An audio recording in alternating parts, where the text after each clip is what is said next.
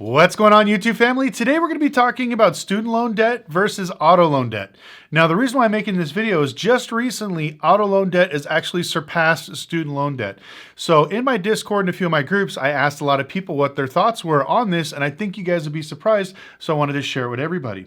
Now, before I start, I want to tell you something that my history teacher told me a long, long time ago. I don't remember which emperor said this, but he said there are 3 ways to control your people.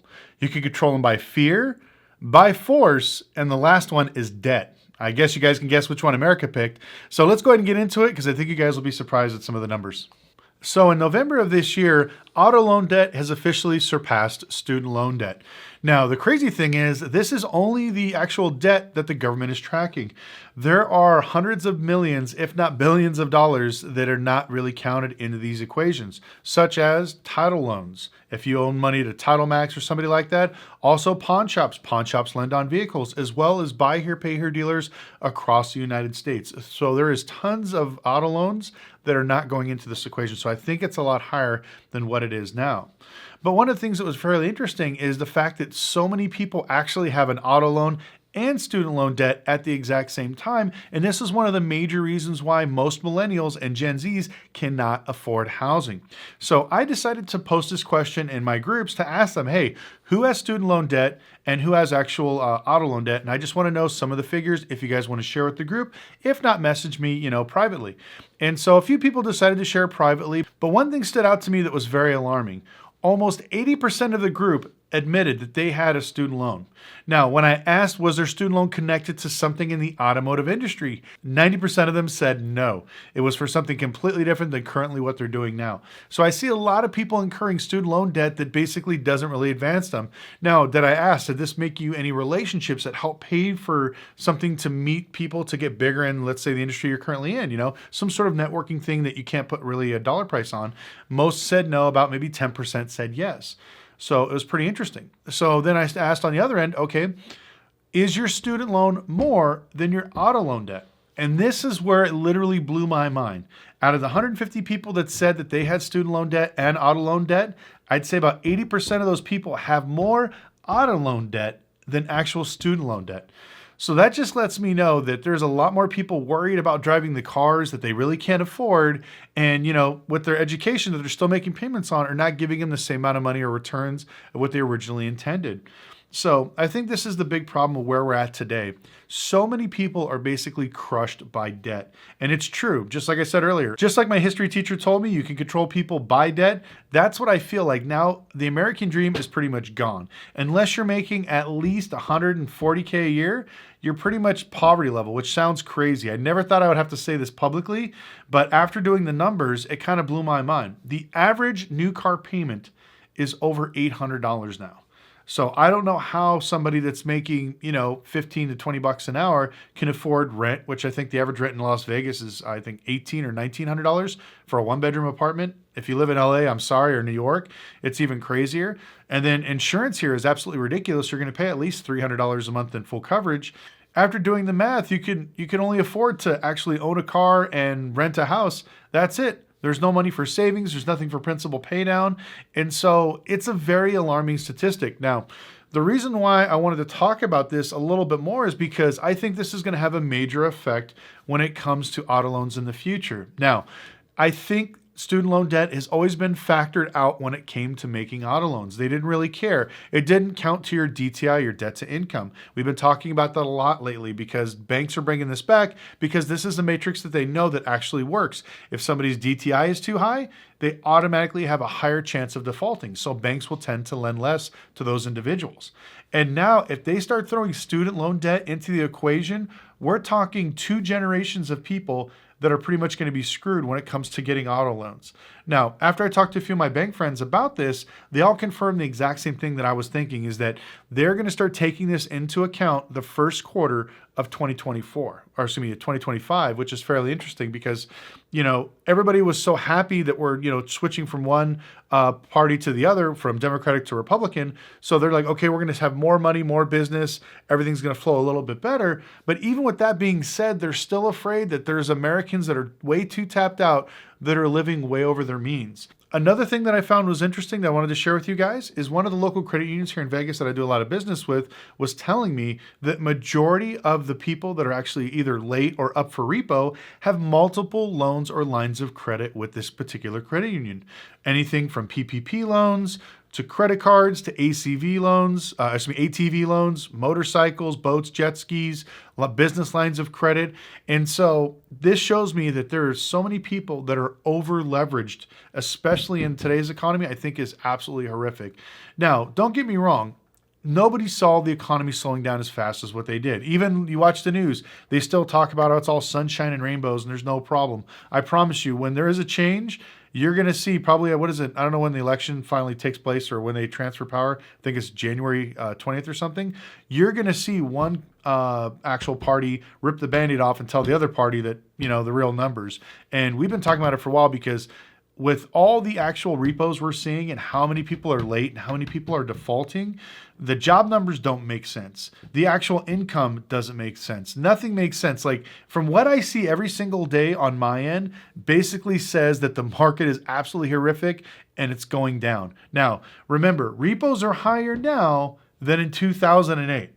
Now, you can give me the whole thing, oh, there's more people now than there was in 2008. We're talking a few percentage points, not that much of a difference to move the needle where it's absolutely insane. That issue was caused by a global catastrophe.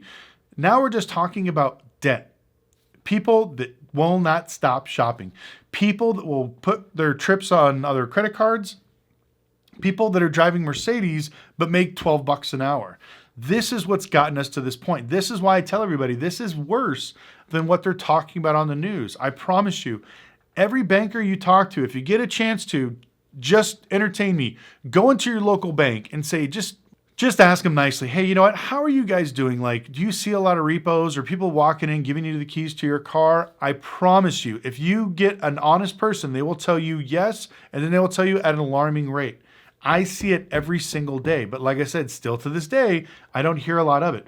Like I spent the last year and a half working on a software basically that helps find repos and basically pick up these cars so they could turn around and sell them because I know how bad the market is going to be for the next 2.5 years. Now, it's going to take a little bit of a cycle to actually fix the market, which, like I said, is good because it will bring car prices down. But if you don't have cash, it's going to get much harder because the cost of financing is going to go up significantly. Don't believe the hype that they're going to drop it by all this interest by the end of this year or 2025. It's not going to happen. I'm telling you, the rates are going to stay high pretty much through the entire of 2025. It's not going to drop that much. If anything, it's probably going to drop a full point by maybe the third quarter. That's it. So everyone that's thinking it's going to drop to 3% again and everything's go back to normal, those days are gone. Because if they do that, inflation gets out of control, more people take on more debt. Unfortunately, there is such a thing as good debt and bad debt. And I wish Americans would learn about this in school.